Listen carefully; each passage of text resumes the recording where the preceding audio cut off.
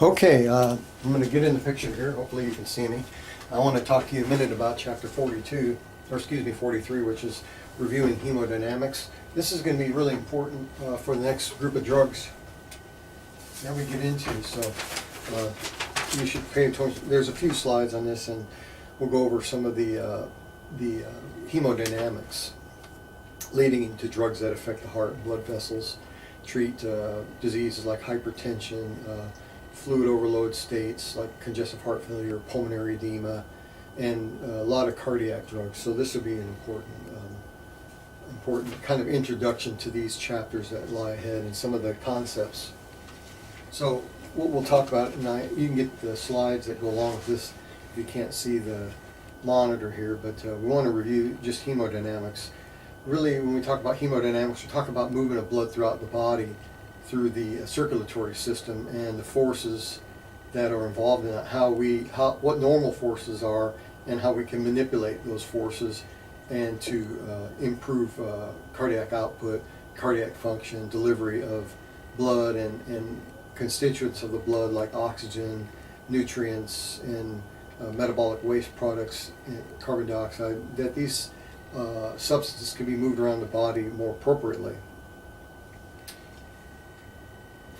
So in the first slide, just some of the concept that you want to look at. We'll talk a little bit about just the different components of the circulatory system. And this is really just a brief review of what you already know about the circulatory system and cardiac activity and physiology. But obviously the circulatory system is a highway of mainly arteries and veins with smaller subcompartments, if you will, of arterioles and capillaries and venules and veins, and then finally larger, more central veins and arteries.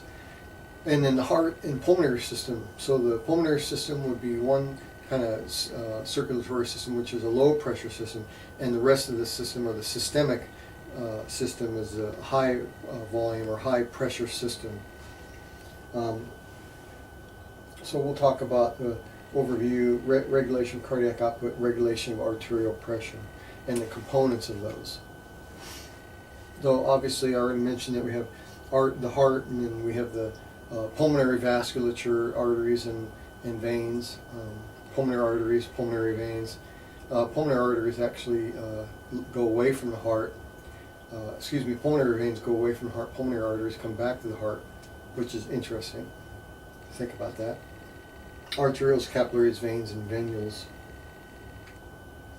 So this graphic, you may not see it, but if you're following along on your slides, where is the blood distributed? And it's very interesting that most of the blood is distributed and held really as a compartment, just kind of held as a storage site in veins.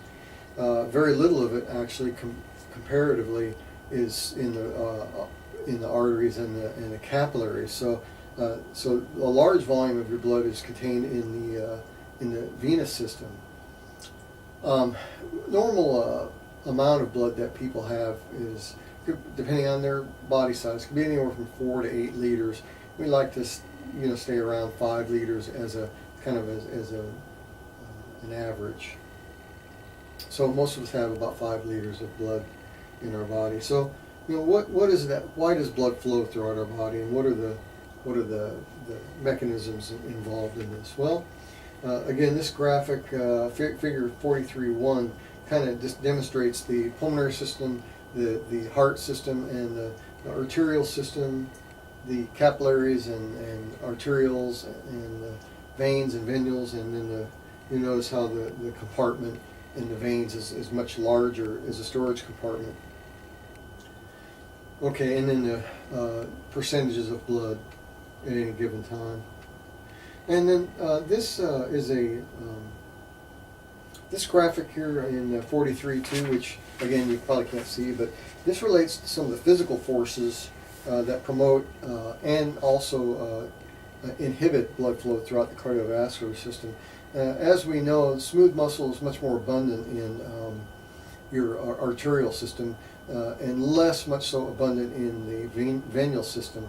The walls of arteries tend to be much larger, much thicker than the walls of the veins.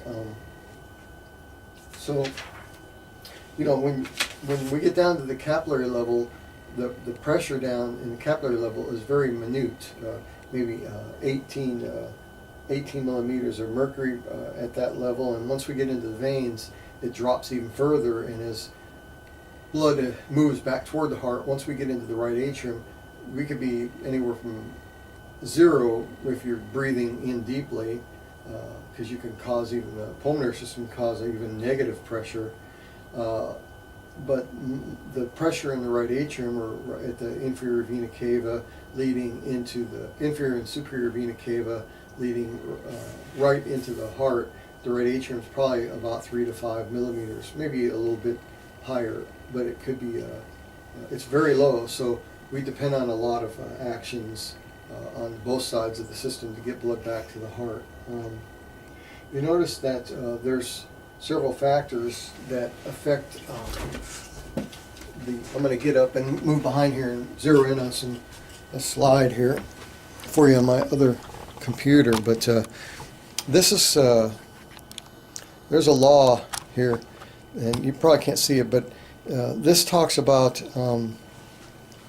it's called the law of Laplace, and has elements of resistance, diameter, volume of blood in the system, and contractile forces. So all of these affect blood flow through the vessels. So resistance can be increased by constricting a blood vessel, or decreased by dilating a blood vessel. So this is called the law of Laplace, and also resistance, the longer a particular tube is, the more resistance you're going to have offered as well. And then whatever is going back into the heart, venous return to the right side of the heart, is going to really influence the left side of the heart and what's pumped out. What really comes back into the right side of the heart is essentially what should be pumped out of the left side of the heart. And then we can meet resistance as we move along. So I'm gonna move this back.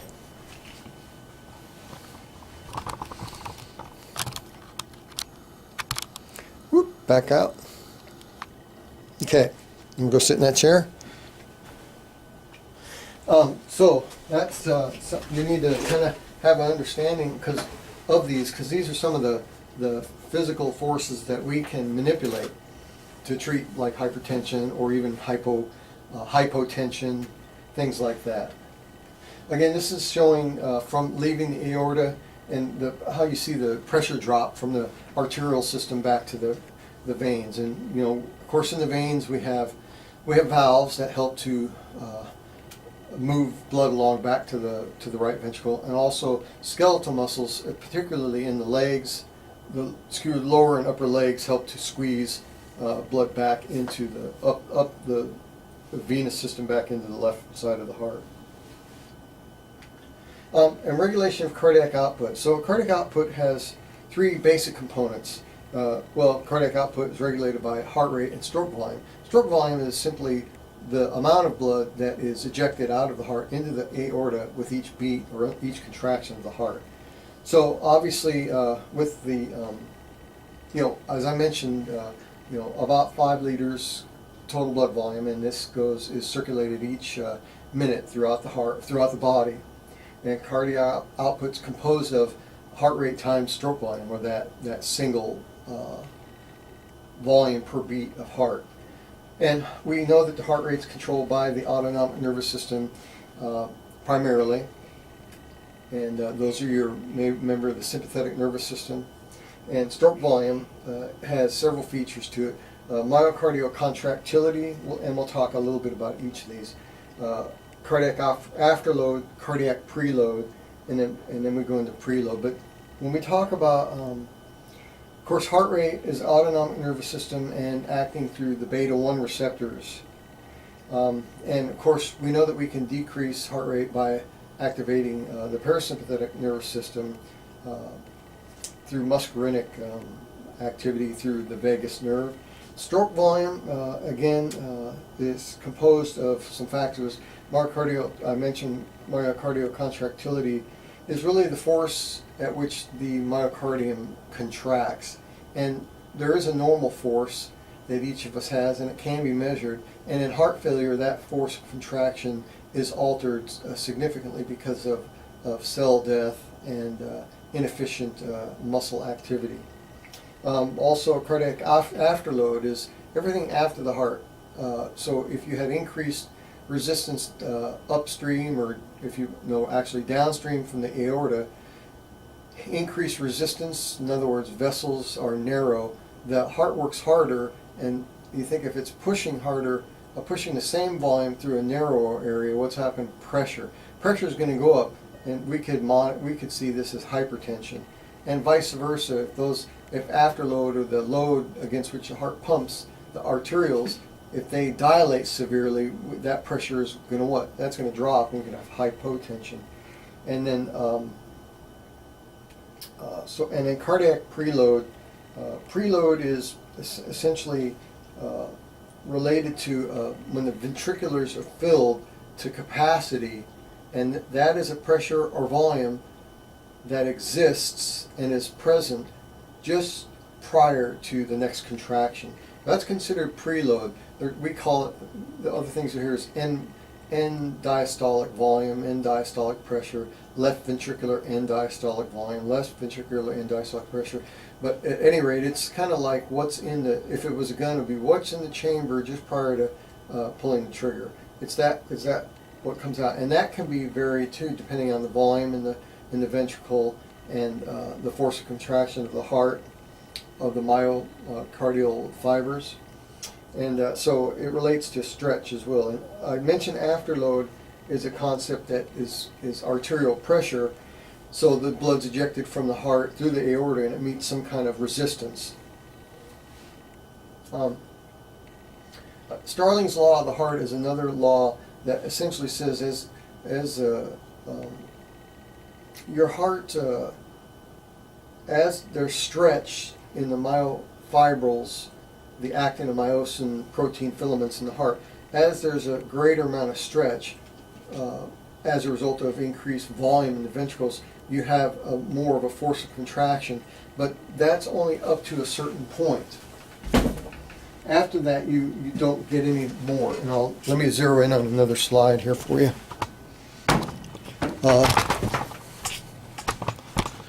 This right here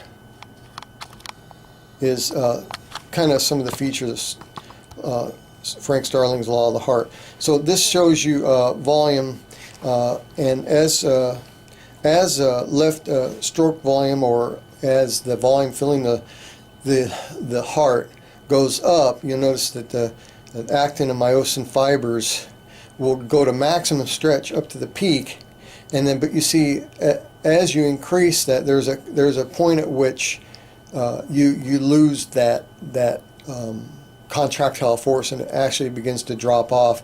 And so Starling's law says there's somewhere in there in each heart that you can reach that, and then you really don't get much. In fact, you start dropping off in terms of volume being pumped out by the heart related to pressure. So you lose that favorable side of Frank Starling's curve. Okay, I'm going to move this back to where it was. Sorry about that. Hope you didn't get dizzy.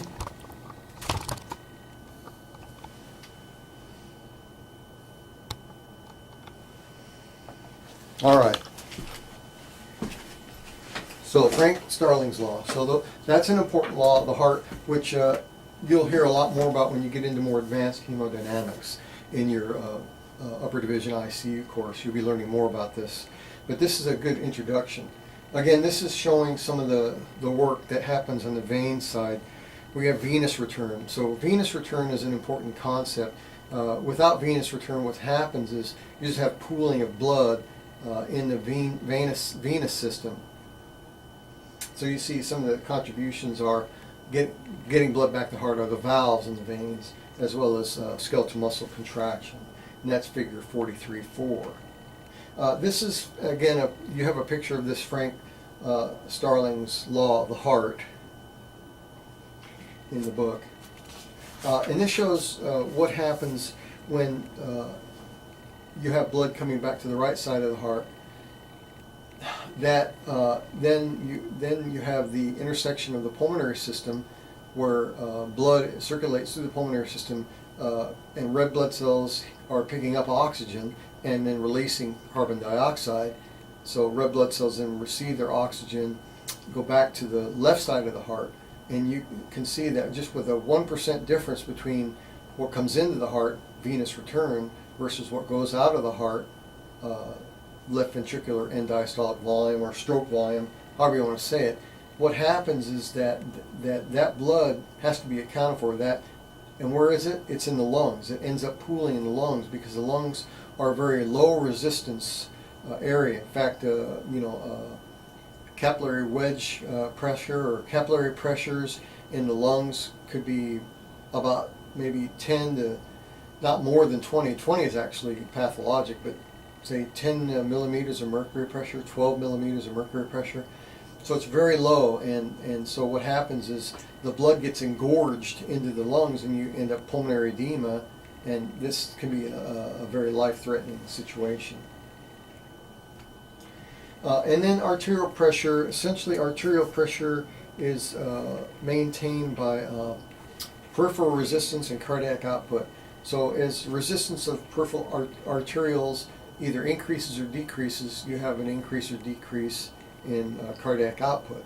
Other systems that we can deal with and affect pharmacologically are the renin-angiotensin-aldosterone system, the autonomic nervous system, and the kidneys are very, very instrumental in helping to regulate arterial pressure. Again, through beta-1 activity, we can manipulate, either we can increase the force of contraction, increase beta-1 activity, or we can decrease it through beta blockers. We'll talk about beta blockers, we'll talk about angiotensin-converting enzyme inhibitors, ARBs, angiotensin receptor blockers, and other drugs that help manipulate these different parameters. And then baroreceptor reflex is something that we have in the carotid arteries and in the atria, and also in the kidneys. When there is a sense of these reflexes sense either increased pressure or decreased pressure, they respond to that. So a lot of times if we have a person that's hypotensive, they drop their blood pressure, the heart, by activity of the baroreceptors, will increase the heart rate. And so that's important to know, especially if you're treating someone with hypertension. You could have what's called a reflex tachycardia. Regulation of arterial pressure through the renin-angiotensin-aldosterone system. That's a very important concept to understand. As the kidney, the glomerulus and the kidneys sense a drop in blood pressure, they begin to secrete proteins, renin, that causes a whole cascade of making a strong vasoconstrictor called angiotensin II. Also, aldosterone is released. Aldosterone is released from the adrenal glands to cause retention of sodium in the renal tubules, and therefore retaining water. This all in an effort to increase blood pressure. So we'll talk about, you should read about the renal blood flow and glomerular filtration rate. And then regulation of arterial pressure. Kidneys can retain water by that mechanism I just described. Aldosterone also works to retain sodium. Aldosterone will also respond to hyperkalemia, so bear that in mind too. Let's see, postural hypotension, of course, is just movement from a supine position to an upright position, a recumbent position to an upright position, and normally the body will respond rapidly to that. But if people do suffer from orthostasis, you need to teach them to rise slowly. And then postural, actually natriuretic peptides, are 3 peptides in the body: atrial natriuretic peptide, brain natriuretic peptide, and then C natriuretic peptide. Basically what these do, these help to produce and promote natriuresis, which is the getting rid of sodium or getting rid of salt through the kidneys, and in an effort to respond to overload states, where the body and the heart sense a increased pressure because of over volume. In people with renal failure, congestive heart failure, they tend to retain water, and so sometimes these markers are high. So for instance, brain natriuretic peptide, and they call it brain because that's where it was first discovered, but it is a peptide that helps to reduce the amount of volume through getting rid of water through their kidneys. But people with heart failure have really, really high levels of brain natriuretic peptide. So a lot of times a lab you'll be doing is a BNP, brain natriuretic peptide. Don't get that confused with the BMP, which is a basic metabolic panel. So that is the conclusion of this. So go ahead and read over that chapter. Those concepts will really do you well as we move forward to drugs acting on the renin, angiotensin, aldosterone system. And there's an excellent picture in there. And then we'll talk about calcium channel blockers. These deal with calcium because calcium is an important contributor to heart functioning. And then we'll talk about vasodilators. And then we'll move into drugs for hypertension, which are really pretty much the same drugs that we will have discussed. So that takes us ahead a little bit, and then we'll talk about heart failure. So as you have your break, you can work ahead a little bit, and I'll continue to do stuff like this.